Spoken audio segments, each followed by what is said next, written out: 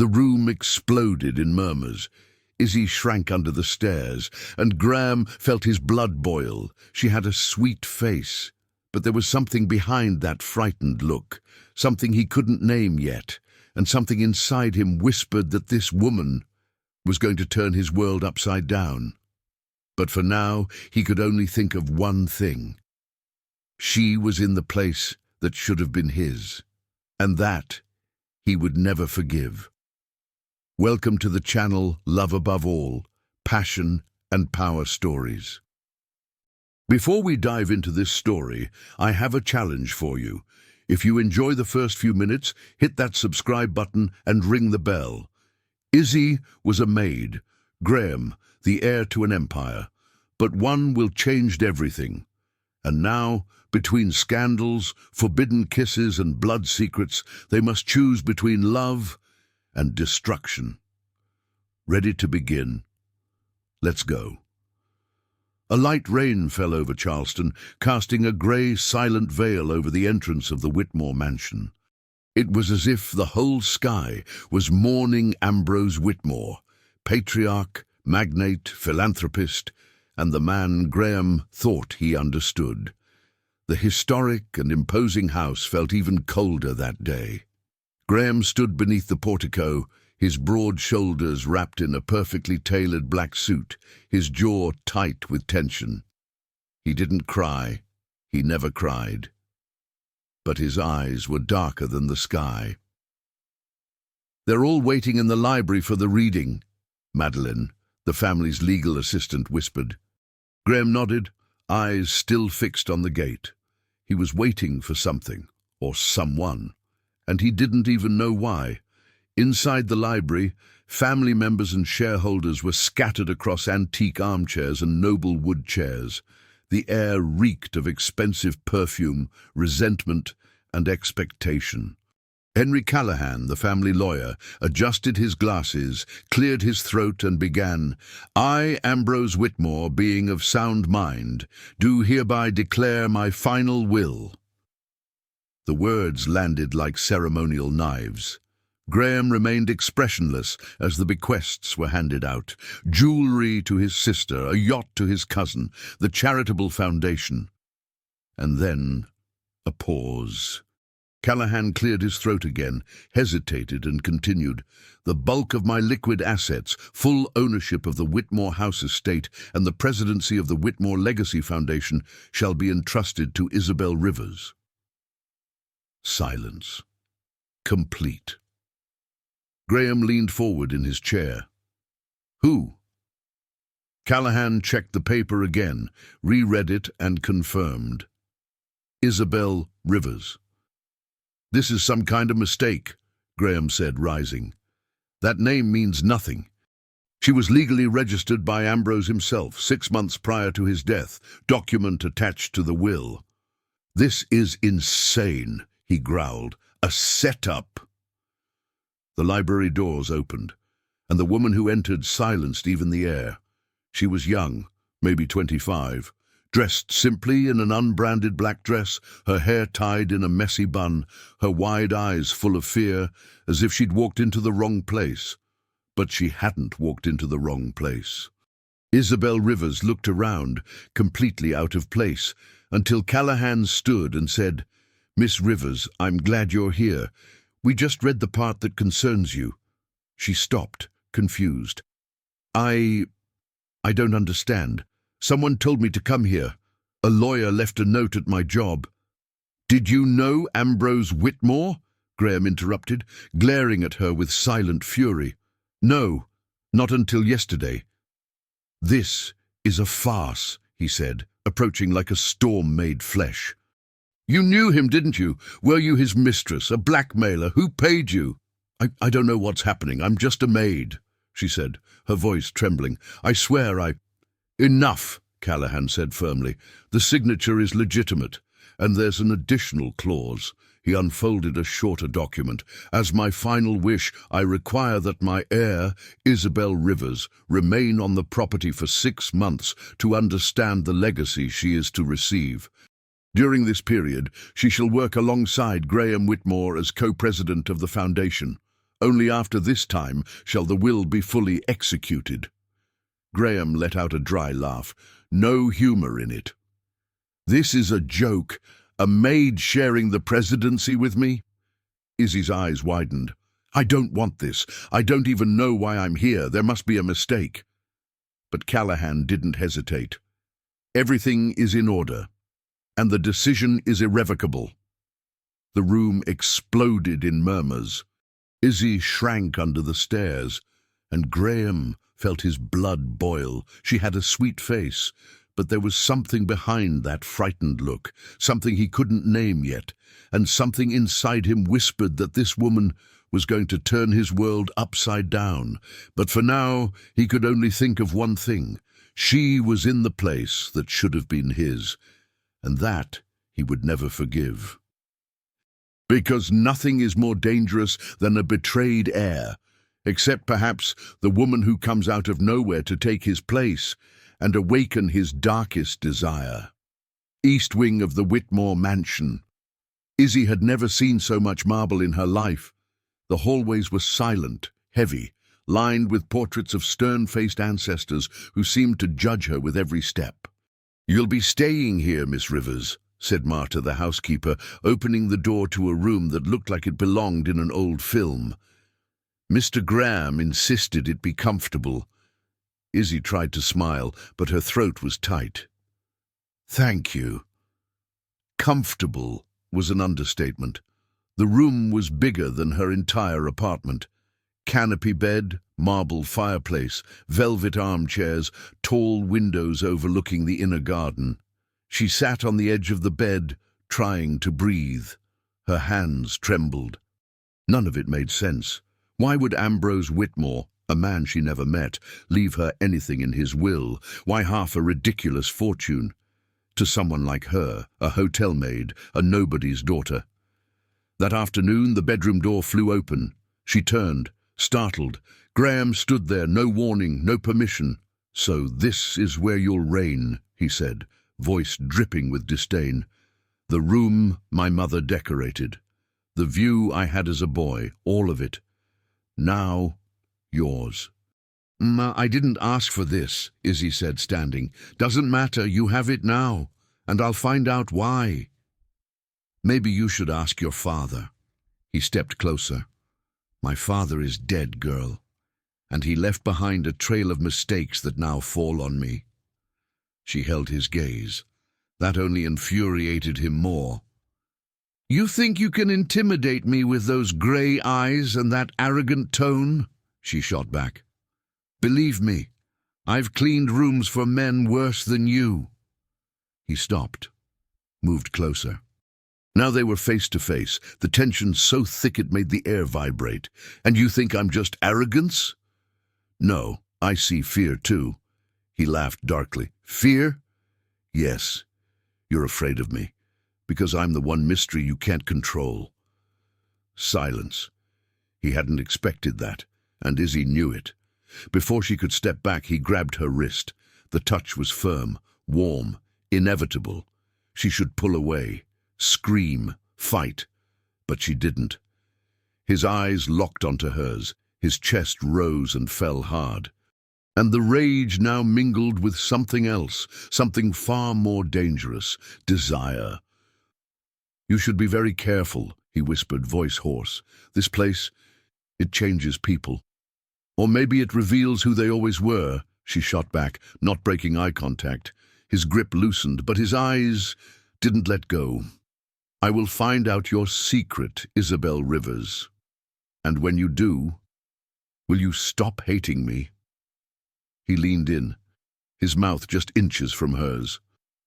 "The problem is, I can't decide whether I want to throw you out or kiss you until you beg for more." She held her breath. "You won't do either." He slowly stepped back, eyes dark and full of promises. "Not yet," and left, slamming the door behind him. Alone, Izzy leaned against the wall. Her whole body trembled. His touch still burned on her wrist. His voice still echoed in her ears. She closed her eyes, fighting the shiver running down her spine. She should hate him. But nothing about that man was easy to hate, and that was the real problem.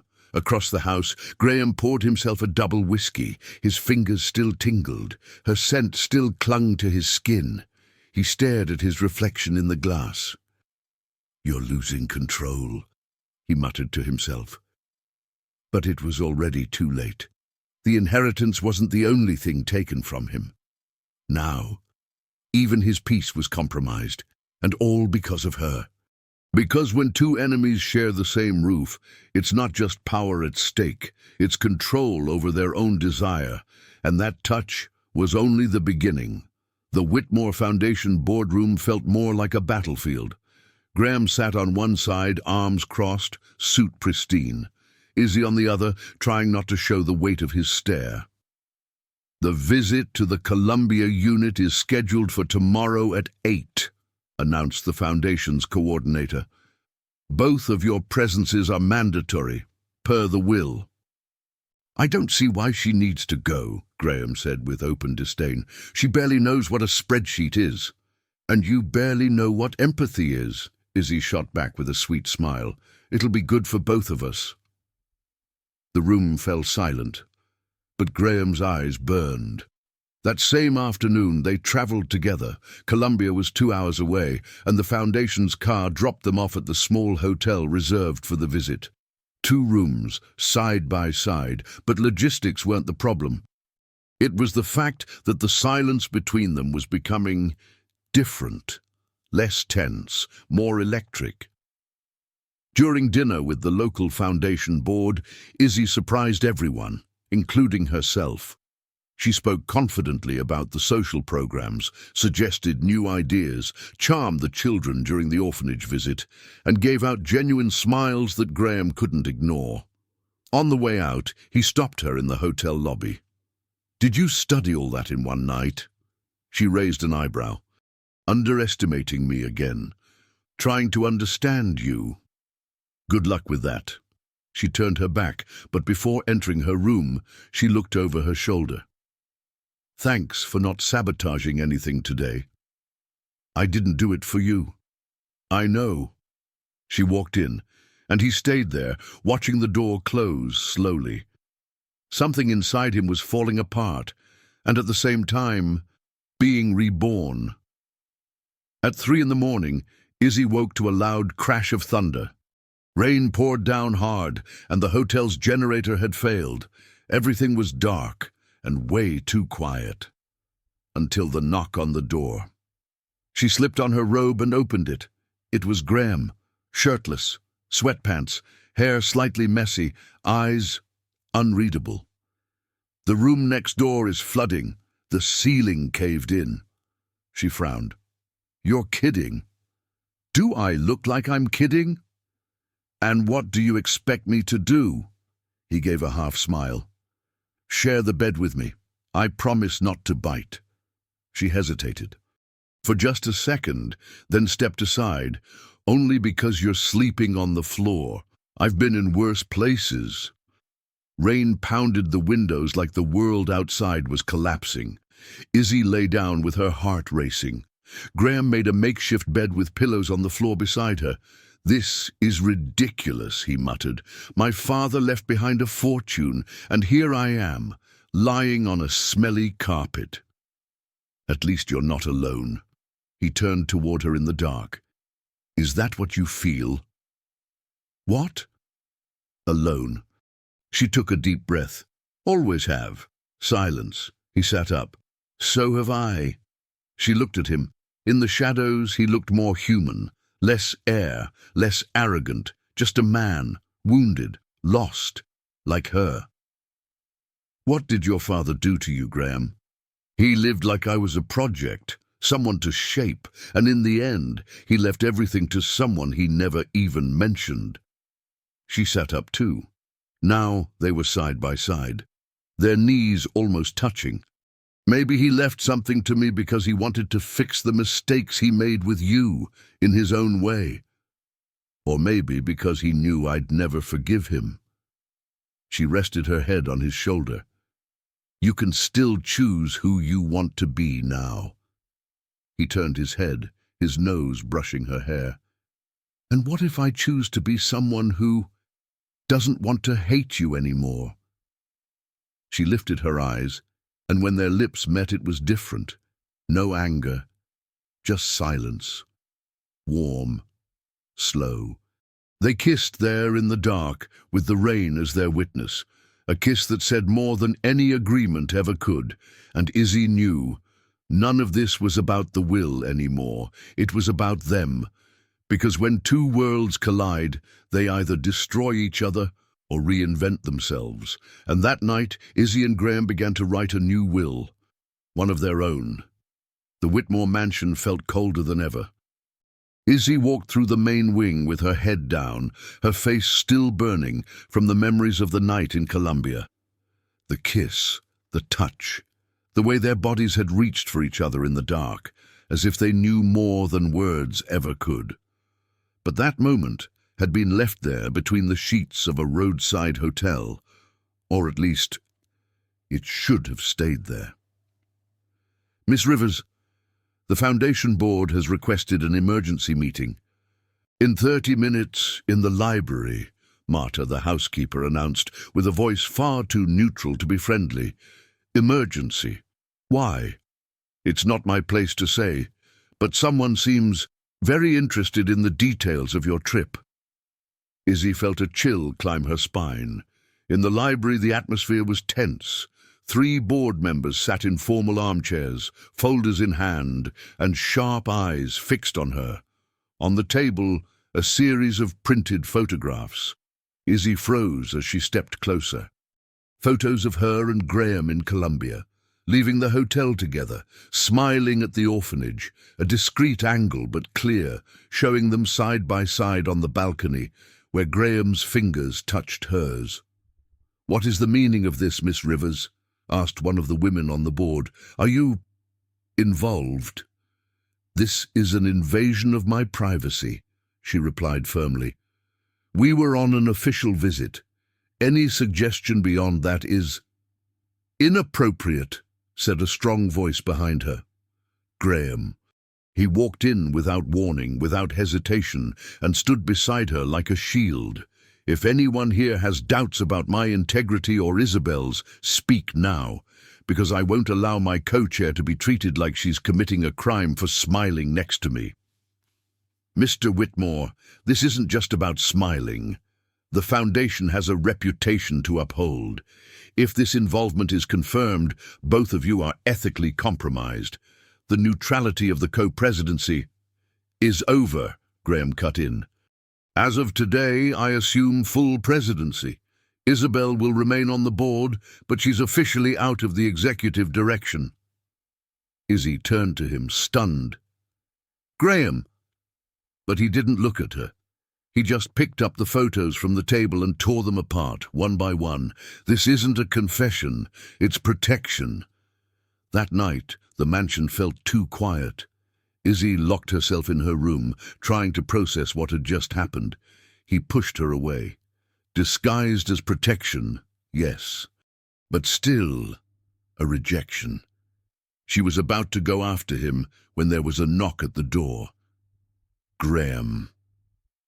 He entered without a word, closed the door and leaned against it, as if he needed that barrier to keep from stepping closer than he should. "I couldn't let them destroy you," he finally said. "So you took me out of the game? I took the target off your back. That's more than the world is willing to do for you." "Do you? And what are you willing to do for me, Graham?" He looked at her for a long moment. "Anything you want. I want the truth, about what you feel, about what happened between us." He stepped closer, slowly. "I can't stop thinking about you.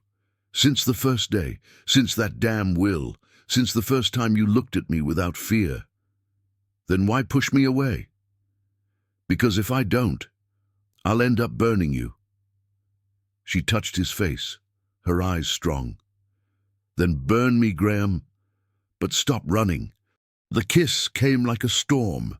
He pushed her against the wall, his hands running down her back with urgency. She responded with the same hunger, lips ravenous, breaths clashing, but there was more than desire in that touch. There was anger, fear, a longing to belong. And when he lifted her into his arms and carried her to the bed, Izzy knew that the man who once wanted to destroy her now wanted her whole, and that she, no matter how hard she resisted, was already his. Because some scandals begin in silence, but when passion explodes, there's no hiding the fire that consumes two enemies destined to fall in love. The morning sun slipped through the heavy curtains like a confession. Izzy woke up still entangled in Graham's arms, her hand resting on his steady chest, his breathing calm, almost peaceful. For a moment, she allowed herself to believe they were safe from the world, but the knock at the door shattered that illusion. "Mr. Whitmore," came Marta's muffled voice, the housekeeper. "Mr. Callahan is here. He says he found something you need to see right away. An old document from the will." Graham sat up in bed, muscles tense, his expression snapping back to its natural state of battle readiness. "I'm coming down." Izzy said nothing. She already knew that peace was never meant to last. 30 minutes later in the library, Callahan placed a weathered folder on the table. It was hidden among the old estate files. Apparently set aside by Mr. Ambrose himself, dated over 26 years ago. Graham opened the folder carefully. Izzy stepped in just after, drawn in by the unspoken weight of the moment. When their eyes met, something in him had changed. More shadow than fire, he slid the folder toward her. She read, and the floor vanished beneath her feet. It was a handwritten statement, signed by Ambrose Whitmore, an informal acknowledgement of paternity. "In the event of my death, I declare that the girl Isabel, daughter of Helena Rivers, is the result of a past relationship. Though this document has no legal value, it is the truth of my blood." "This," Izzy whispered, taking a step back. "This can't be real." "Was your mother's name Helena?" Callahan asked. Izzy nodded slowly, as if every memory was being pulled from the depths of her soul. "But she never told me anything. Not a word. Not even a clue." Graham stepped away from the table, his eyes locked on her, changed, not with desire but with shock. "You're my sister." The words sliced through the air like a blade. Izzy shook her head. No, it can't be. You said it yourself. It's not legally binding." Callahan cleared his throat. "Legally, you were named heir by the official will. This document, although old, may raise doubts, but it doesn't void your position." "And what about our relationship?" Izzy asked, her voice cracking. "A DNA test would be necessary," Callahan replied, "but Ambrose never formalized this, perhaps out of fear or convenience. We can't assume anything without proof." Graham stepped back, as if the air itself had turned toxic. "This changes everything." Izzy felt her stomach twist. "You hate me again?" "I don't know what I feel." She left the room before the tears could fall. In the mansion's garden, Izzy sat on a stone bench, the document still in her hands, her heart pounding. She didn't know whether to believe it, or if it was just another cruel twist of fate trying to rip away what little she'd built. And then Graham appeared, standing in silence. "Why are you here?" "Because I can't leave you alone, even now." She gave a bitter laugh.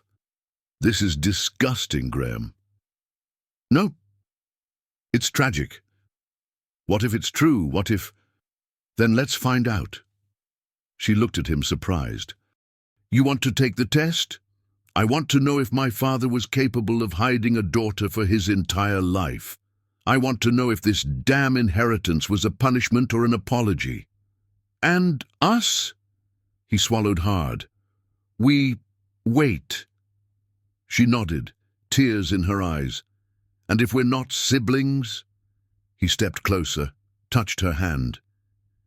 Then let the world burn, Izzy, because I won't be able to pretend you're not everything I want."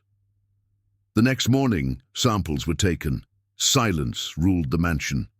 Days dragged on under invisible tension, as if the house itself were holding its breath, waiting for a secret to be revealed. And then the results arrived. Callahan gathered them in the library, handed Graham the envelope. He opened it with trembling fingers, read again, then looked at her. His eyes were on fire. "We're not siblings." The relief hit like a collapse. Izzy exhaled the breath she'd been holding for days, and then Graham said in a low voice, "But I'm not waiting anymore, because blood could lie, wills could fail, but the desire between them was the one truth no one could erase. The storm raging outside was nothing compared to the one inside the mansion." After the revelation that they weren't siblings, Graham didn't wait a second. He took Izzy in his arms like something precious he'd nearly lost, kissed her with the fury of someone who had held back for too long. Desire ignited between them like fire on dry wood.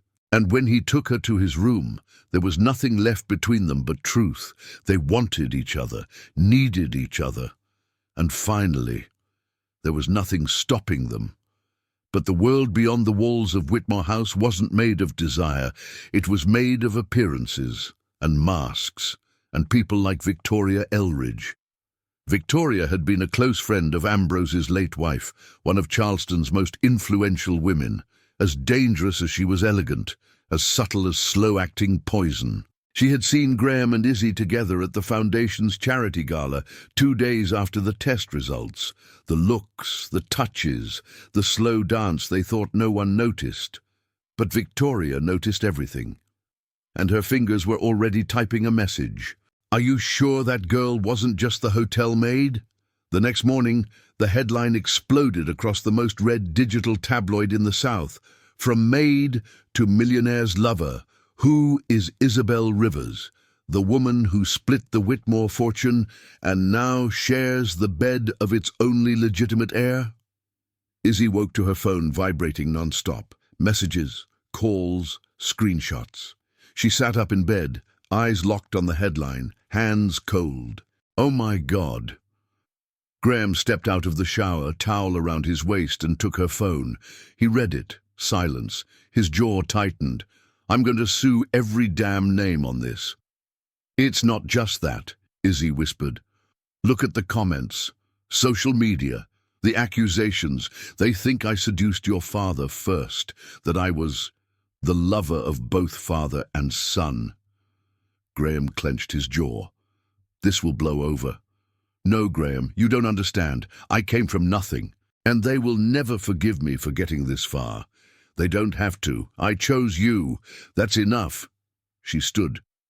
"But what about the company, the foundation? The board already warned us before. And now?" He held her face in his hands. "Now we fight."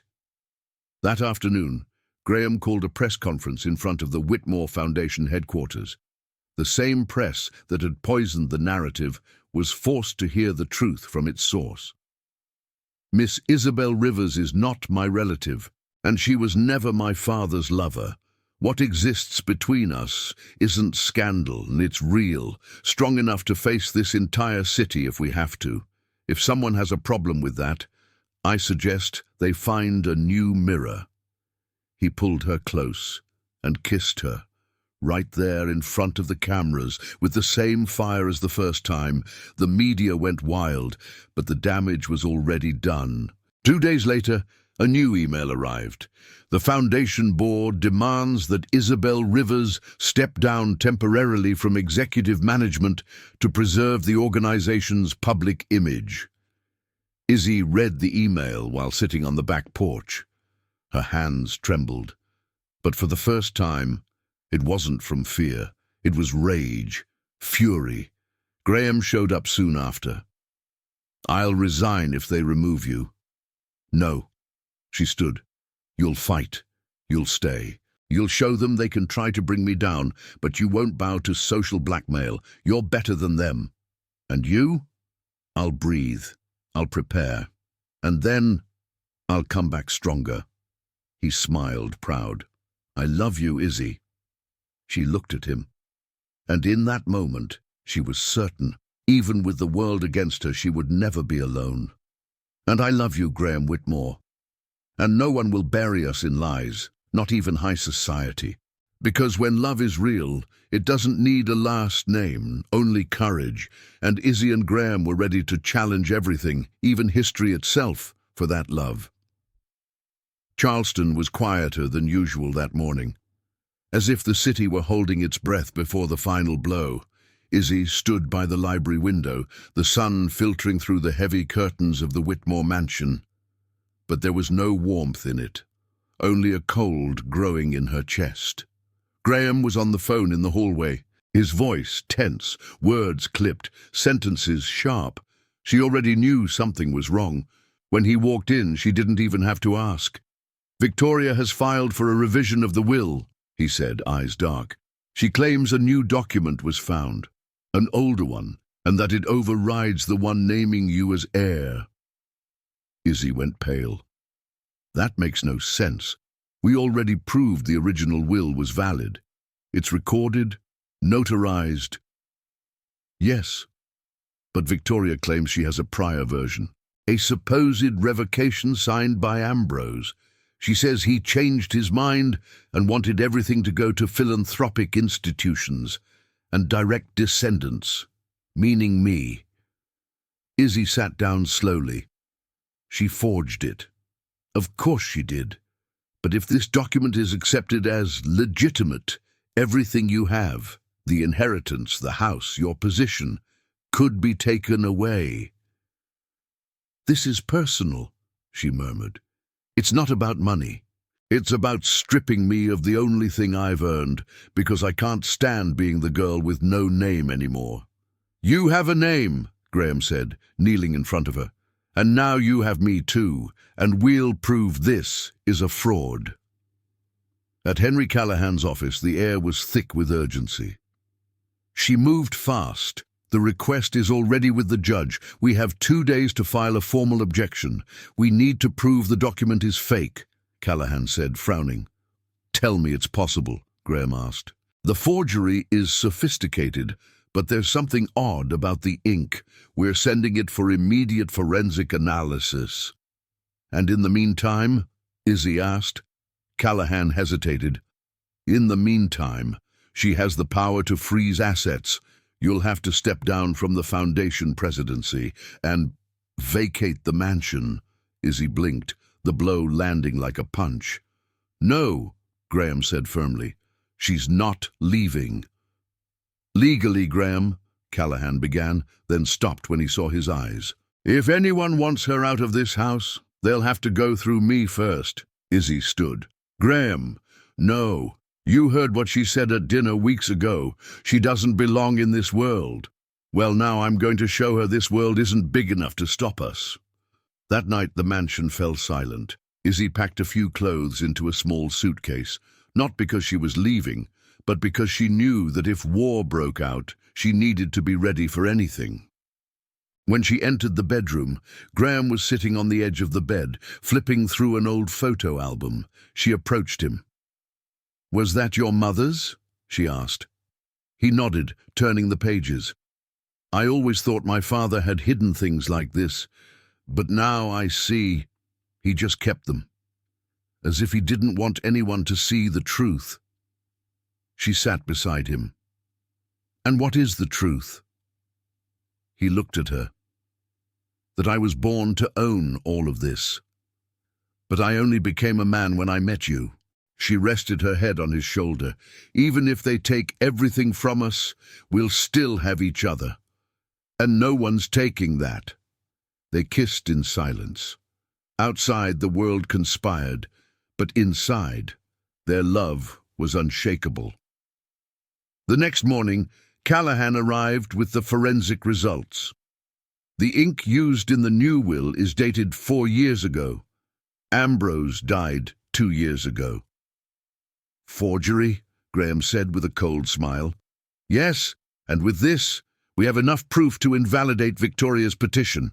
She won't get a cent. Izzy held the folder of documents. And the press?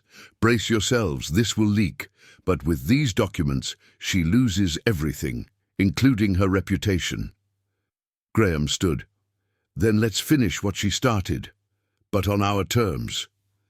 That same day, Graham held another press conference, with Izzy by his side, and this time he read the forensic report aloud. Let this be a warning to anyone who thought they could destroy the woman I love, he said, looking straight into the cameras. Isabel Rivers is the rightful heir to the Whitmore family, and if anyone tries to challenge that again, they'll have to go through me. He intertwined his fingers with hers, and Izzy, for the first time in her life, felt untouchable. Because when love finds its truth, not even the most forged paper, nor the most powerful name, can erase the destiny of two hearts willing to fight side by side. Victory should have brought peace, but it didn't.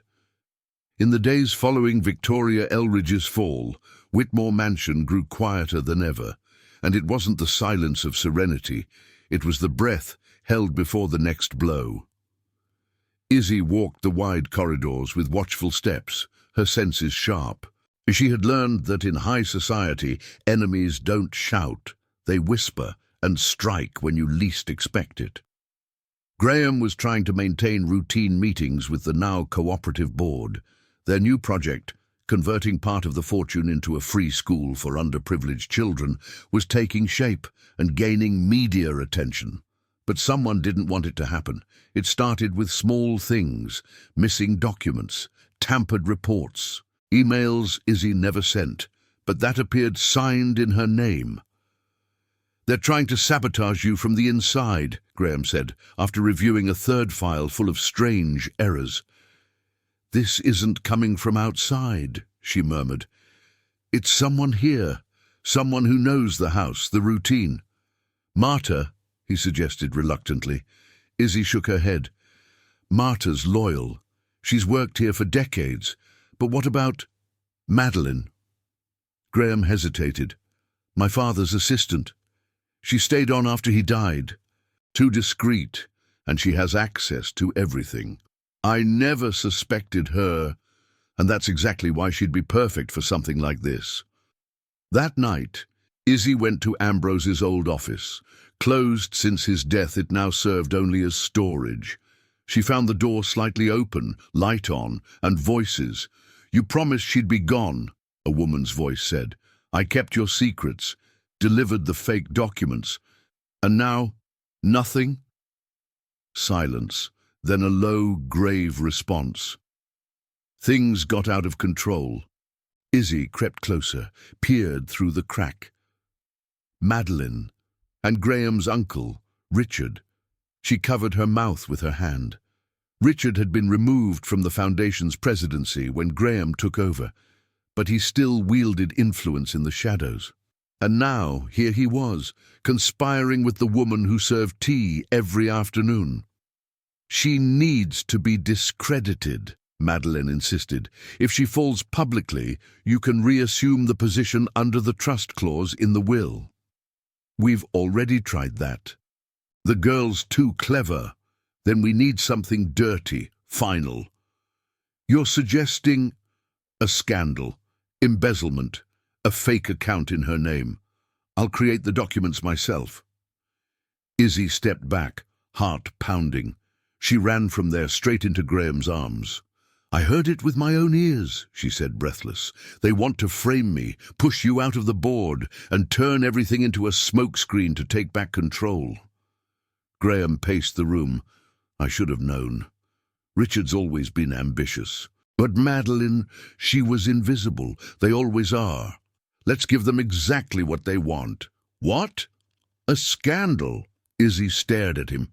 Graham, but on our terms. The next morning, Graham called a meeting with the entire staff and board. Izzy walked in beside him, wearing a fitted black dress, hair tightly pulled back, eyes full of resolve. Last night, we received an anonymous tip regarding an internal sabotage attempt, Graham began. Recorded conversations, forged documents, all with the intent to destroy Miss Rivers' reputation and take down our leadership. The room exchanged tense glances. And we have proof, Izzy added, her voice clear. Hidden cameras in the archive hallway, audio turned over to our legal team, and, of course, a trail of files manipulated from a single IP. She turned the laptop to face them. The account belongs to Madeline Lang and was also used on Richard Whitmore's computer.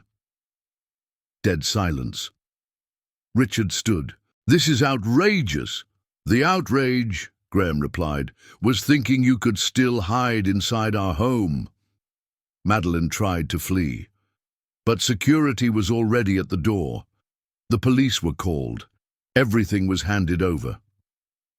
Hours later, Izzy sat on the back steps of the mansion. Graham approached with 2 glasses of wine. They tried to break us, but only made us stronger. He sat beside her, eyes fixed on the red sky. You know what my father used to say about inheritance? What? That it only means something if it teaches you how to love. She smiled. Then we're on the right path. They toasted. And that night, there were no lonely heirs, only love, and a silent promise that together nothing could beat them, because sometimes the real enemies are inside the walls. But when love is true, not even the subtlest poison can destroy it. Izzy looked out the airplane window as the clouds danced beneath the wings. Graham hadn't told her where they were going, only that she needed a real break, away from the mansion, away from the walls, heavy with secrets. Just trust me, he'd said, holding her hand on the runway. And she did. She trusted him like she'd never trusted anyone before. They arrived in Savannah late in the afternoon. Graham took her to a restored manor facing the river, surrounded by wisteria and vineyards. The place exuded peace, history, and memory. This was one of Ambrose's retreats, Graham explained, guiding her along the light wooden porch. He came here alone, said he needed to think. Did you come here with him? Once. I was about 16. He made me promise that if I ever found something here that changed how I saw him, I should try to understand before I judged. Izzy frowned. What does that mean? Graham pulled a key from his pocket, handed it to her. Go to the bedroom on the 2nd floor, the one with the blue window. The box is in the chest under the bed. It has your mother's name engraved on it. Her heart pounded. She climbed the stairs like someone walking across time. When she opened the door, she found a simple room with old furniture and soft light filtering through the curtains. The bed was covered with a handmade quilt. The chest was exactly where Graham had said. With trembling fingers, she opened it. Inside was a polished, dark wooden box, etched at the center, Helena Rivers. Izzy sat on the floor and opened it. Letters, notes, photos, and a folder with the Whitmore Enterprises crest. She took the first envelope. Dear Helena, I know I'll never erase the pain you carry, but I saw your eyes that day at the shelter, and I saw your little girl, the way you held her, the hunger in her eyes, the courage not to bow.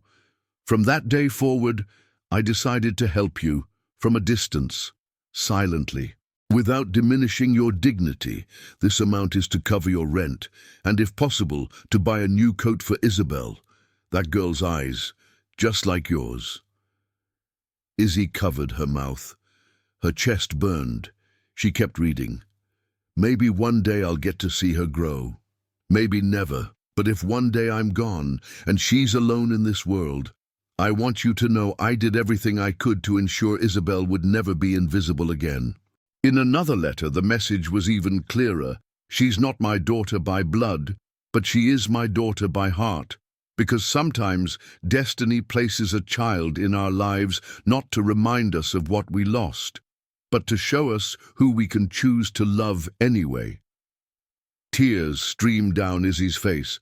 Everything made sense now. Ambrose had seen her in a moment of misery. He saw her mother, and he felt for them, not out of guilt, not out of obligation, but out of a silent love, a true one. She picked up the Whitmore Enterprises folder. Inside were records of monthly deposits in Helena's name, donations to the shelter where they once lived, receipts from the clinic that treated Izzy's asthma when she was 9. He had cared, always. And in the end, he used the will to seal what he felt. It wasn't reparations. It was an act of love. Hours later, Izzy came downstairs, her eyes still misty. Graham was waiting for her on the porch. "Did you read everything?" She nodded, sitting beside him. "He saw me, Graham, when I was just a forgotten little girl, and he truly saw me." Graham took her hand. "And now you understand why he chose you, why the inheritance went to you. Not out of guilt, not because of blood, but because deep down you were the only person he truly loved. No masks, no business, just because." She rested her head on his shoulder. "This changes everything." "No, it just confirms what I already knew." She looked at him, surprised. "And what did you know?" "That you belonged to this story, Izzy, no matter what the world says. You are a Whitmore, because you were loved as one, and because you're rewriting that name with something no one ever had before. Heart." He kissed her slowly. There, under the sunset, among wisteria and old letters, everything made sense. Izzy wasn't an heir by chance. She was the final act of a lonely man who found redemption in a little girl with wide eyes and a hunger for dignity. And now, she was a woman, owner of everything. But more than that, owner of herself. Because not all inheritance comes from blood. Some comes from the soul. And Izzy was the heir to a love that defied time, silence, and the impossible. The days following their return from Savannah were the most peaceful Izzy and Graham had experienced since it all began. There were no more hidden heirs, no more forged documents, just them, and the certainty that love had overcome the inheritance of pain. Graham now walked differently, with a kind of serenity he had never known before. He was building something real, not with shares or estates, but with choices, and Izzy was his most definitive one. Izzy, for her part, poured her heart into the Foundation's projects. The community school that had once been just a dream was now becoming real. Walls, paint, names of children already enrolled. She smiled differently now, with purpose, and on one of those simple, joyful days, Graham led her to the field behind the mansion, where Ambrose once hunted with wealthy friends. Now it bloomed with wildflowers, quiet. "This was where my father came when he wanted to remember who he was," Graham explained with a soft smile. "And now I want this to be the place where we become who we want to be." Izzy looked around, confused. "Is this a proposal?" "Almost." He held out his hand. In the center was a small envelope. Inside, a hand-drawn picture. 2 hands intertwined, with the initials I and G inside a circle of wisteria. "I asked one of the kids at the orphanage to draw this. She asked if I wanted you two to be a happy family, and I said yes." He knelt down, his grandmother's ring in his pocket, but Izzy dropped to her knees with him before he could say a word. "Yes," she whispered. He laughed. "I haven't even asked yet. You ask me every day, when you wake up next to me, when you fight the board just to protect me, when you say my name like it's the most precious thing in the world." Graham cupped her face. "Izzy Whitmore." "Rivers Whitmore," she corrected, smiling. "Will you share the rest of your life with me, your chaotic mornings, your silences, your memories, and everything still to come?" "Yes, because everything's still to come. I only want if it's with you." They kissed in the field, surrounded by flowers, promises, and silence. The wedding took place in the mansion's garden on a golden spring Sunday. Marta cried quietly. The orphanage children sang a song Izzy had taught them. Callahan handed over the ring like it was a sacred heirloom. Graham wore a light suit, his hair tousled by the wind. Izzy wore a flowing dress, no jewels, no veil, just a blue ribbon sewn inside, made from one of her mother's old sashes. During the vows, Izzy pulled an envelope from her dress pocket. "Ambrose wrote this in one of the letters I found," she said, "and today I want to read it out loud. The real legacy we leave behind isn't what fits in a vault. It's what fits in a gesture, a look, a silence that protects." She looked at Graham, eyes brimming. "You are the silence that protected me, and now I want to be yours." Graham couldn't hold back his tears. "I promise," he said, "you will never walk alone again." And when they kissed, the wind blew through the wisteria branches like an invisible blessing. Later that night, as they danced alone in the old ballroom of the mansion, Izzy rested her head on Graham's chest. "You know what scares me?" "What?" "How pain can make you doubt that a love like this is even real. But you believed. Only because you stayed, even when everything in me screamed for you to run." He spun her gently and pulled her back into his arms. "I didn't stay, Izzy. I chose. And I'll keep choosing you every day," she smiled, eyes closed. "So this is our legacy, isn't it? Not the name, not the fortune, but what we build with them, with love, with everything. Because some inheritances are worth fortunes, but the rarest of all is the love you choose every single day, 3 years later." The old Whitmore mansion was no longer a symbol of silent opulence. Now its walls echoed with children's laughter, the smell of fresh bread in the mornings, and the voices of women teaching others how to write, dream, and start over. Izzy walked the halls like she belonged, not as someone who inherited, but as someone who built. In the former ballroom, now a library and study room, boys and girls of all ages read aloud from books she helped select. In another wing, a centre for single mothers offered classes, meals and support. Izzy and Graham's project had become more than just a dream on paper. It was now called the Ambrose Foundation for Living, and the name wasn't just a tribute. It was a reminder that the right choices, even made in silence, could change lives. Graham walked into the manor with a box of school supplies in his arms, his dress shirt sleeves rolled up. His charm still made volunteers swoon, even now, married, with dark circles from sleepless baby nights and an unshaven jaw. Izzy ran to meet him with her usual smile. "The afternoon group's out of paint again," she said, grabbing half the box. "That's because our daughter decided to paint all the windows blue. Again." "She's expressing herself," Izzy laughed. "She's starting the chaotic contemporary art movement." They both laughed, perfectly in sync. On the side porch, a 2-year-old girl with brown curls and grey eyes played with a rag doll. Olivia Rivers Whitmore, curious, stubborn, and absolutely free. The couple's most precious legacy. That night, Izzy and Graham sat on the porch steps, watching the peaceful rhythm of the house, now lit by old lanterns and a sky full of stars. "Did you ever imagine this?" she asked, her head on his shoulder.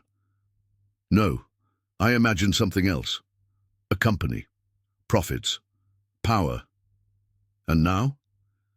Now I see that the greatest inheritance we can leave is people. People who love, who care, who transform." She sighed. "Sometimes I still remember who I used to be.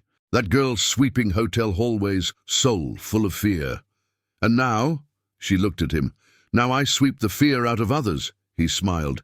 "You became more than an heir. You became a root." In Ambrose's old office, now turned into a memorial, there was a shelf filled with documents, letters, and a plaque that read, "True nobility is seeing those no one sees." It was the heart of the Ambrose Foundation for Living's mission, and the reflection of who Izzy had become. The next morning, Olivia ran to her parents' bed with a piece of paper in her hand. "Mommy, Daddy, I drew us, and the school, and the sky." Graham scooped her up and kissed her face. Izzy smiled, taking the drawing. "We're all holding hands," she said, "and there's a giant heart above the school." "Because I love everything," Olivia declared with the innocent wisdom of someone who still believes in everything. Graham looked at Izzy, his eyes full of emotion. And there, between children's drawings, warm coffee and multiplied love, he knew this was the inheritance they had dreamed of, and finally built. Because the world's greatest fortunes don't live in vaults, they live in hand-holding living projects. And hearts that chose to love where once there was only silence. Thanks for coming and watching my story. If you enjoyed this video, don't forget to subscribe to the channel and hit the bell for more powerful stories like this one. And please leave a like. It helps our channel grow and reach more people who love these kinds of emotional journeys. The next story is already on your screen, full of drama and passion, and it's going to stir your heart all over again.